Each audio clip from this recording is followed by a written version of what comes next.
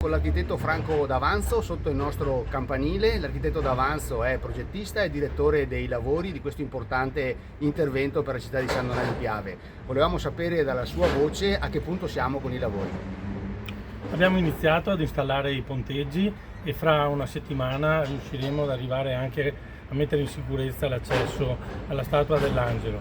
Solo in quel momento riusciremo ad esaminarla con attenzione, unitamente alla soprintendenza e al restauratore nominato, e capiremo quale sarà il tipo di intervento da fare. Se sarà sufficiente intervenire sulla statua in loco, oppure se dovremo smontarla e portarla in fonderia per fare un intervento più radicale.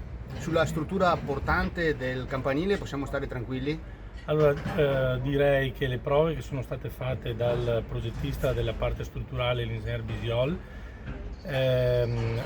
queste hanno dimostrato chiaramente che la canna del campanile è solidissima. Pensate che ha uno spessore alla base, il campanile di 1,80 m di parete. La canna fino alla base della cella campanaria è molto solida e anche resistente ad eventuali sforzi sismici, mentre uno dei punti deboli è proprio la cella campanaria. Per questo motivo abbiamo smontato la precedente struttura che reggeva le campane, e questa verrà sostituita da una nuova struttura in acciaio corten che avrà la duplice funzione di robustire dal punto di vista sismico il campanile e anche farà da sostegno alle campane.